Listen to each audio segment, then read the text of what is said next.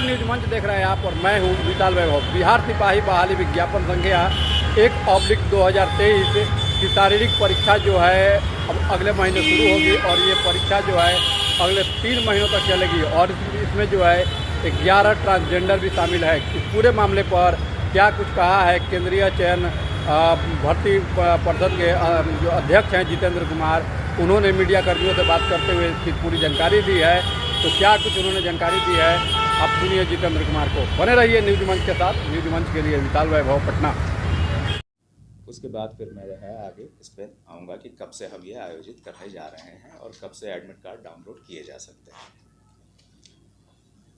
आप जानते हैं कि विज्ञापन 1/2023 जून 2023 में प्रकाशित हुआ था और फिर इसमें 17,87,720 अभ्यर्थियों ने आवेदन दिए थे। आवेदन ज़्यादा थे लेकिन वैध आवेदन जो पाए गए पूरी तरह से पूर्ण ये इतने थे जो है वो।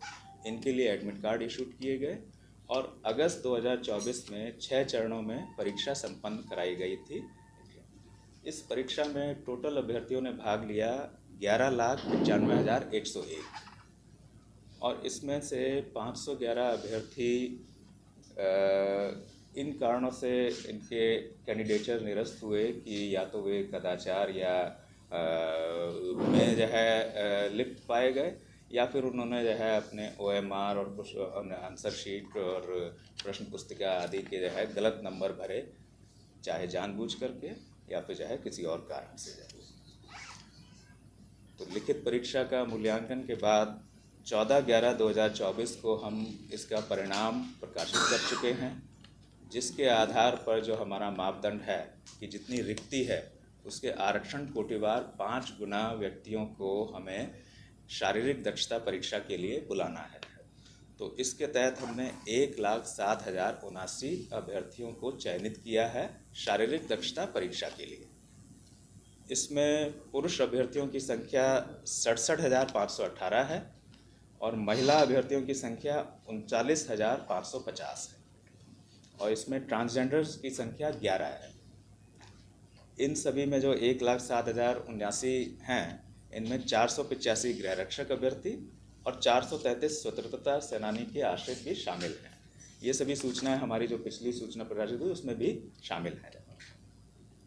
अब इन अभ्यर्थियों की शारीरिक दक्षता परीक्षा हम 9 दिसंबर 2024 से प्रारंभ करेंगे और ये 10 मार्च 2025 तक चलेगी, यानी 3 माह की अवधि के लगभग, बल्कि उससे थोड़ा ज़्यादा ही समय तक ये परीक्षाएं चलती रहेंगी।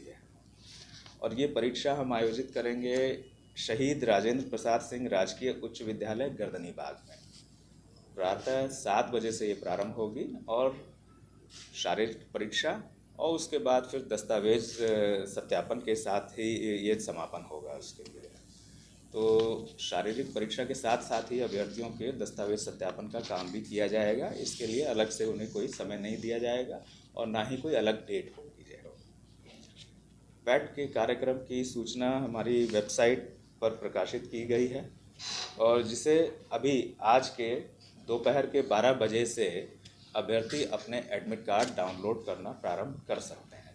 यानी आज 21/11/2024 के 12 बजे मध्याह्न से उसको जो है कर सकते हैं। ये परीक्षा वरीय पुलिस पदाधिकारियों के पर्यवेक्षण में परिषद के द्वारा संपन्न की जाएगी इसमें, और इसके लिए पुलिस मुख्यालय द्वारा आवश्यक संख्या में वरीय पदाधिकारियों, पुरुष एवं महिला सभी मिला करके हमारे लिए डिप्यूट किए जाएंगे।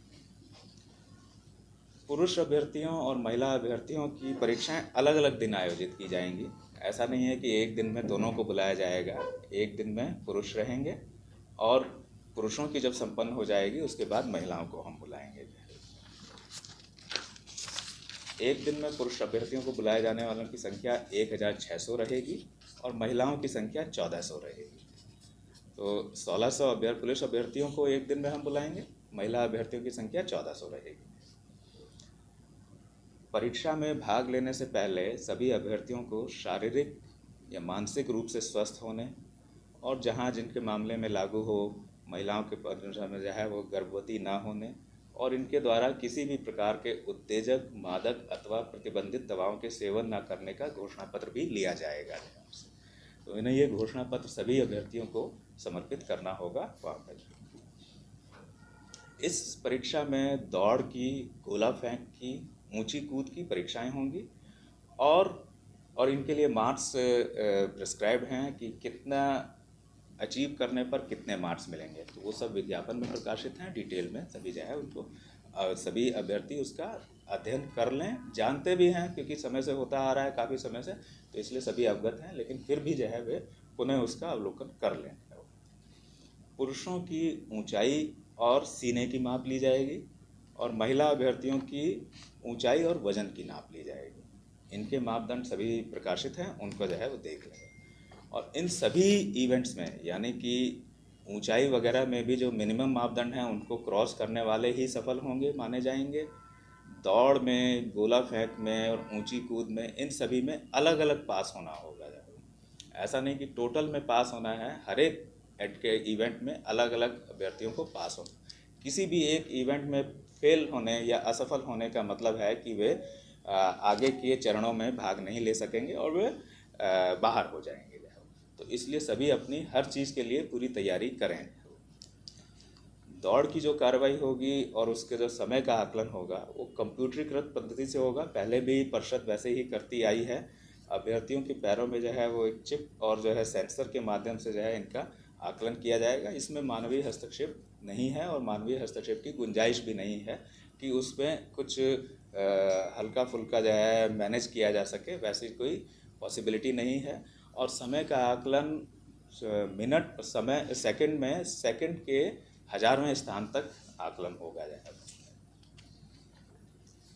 होगा। और इसमें ये भी जो है एक चीज़ जो है अभ्यर्थियों के लिए है कि जब वे आएंगे तो उनके प्रवेश पत्र जो एडमिट कार्ड है उसी के माध्यम से उनको प्रवेश की अनुमति होगी और फिर उसके बाद उनके बायोमेट्रिक्स लिए जाएंगे और उनका मिलान लिखित परीक्षा के समय जो बायोमेट्रिक्स फीचर्स हमने रिकॉर्ड किए, फिंगरप्रिंट्स, फोटोग्राफ, वीडियोग्राफ आदि, उनसे जो है उनका मिलान किया जाएगा। ये एस्टेब्लिश करने के लिए कि जो जिसने व्यक्ति ने फॉर्म भरा और जिसने लिखित परीक्षा में भाग लिया वही जो है यहाँ पर, यानी कि ये तीनों सेम हैं जो है वो, ये इंश्योर करने के लिए ताकि इम्पर्सोनेशन या पररूप धारण की जो संभावना हो उसको हम कैंसिल कर सकें, उसको हम नेगेट कर सकें।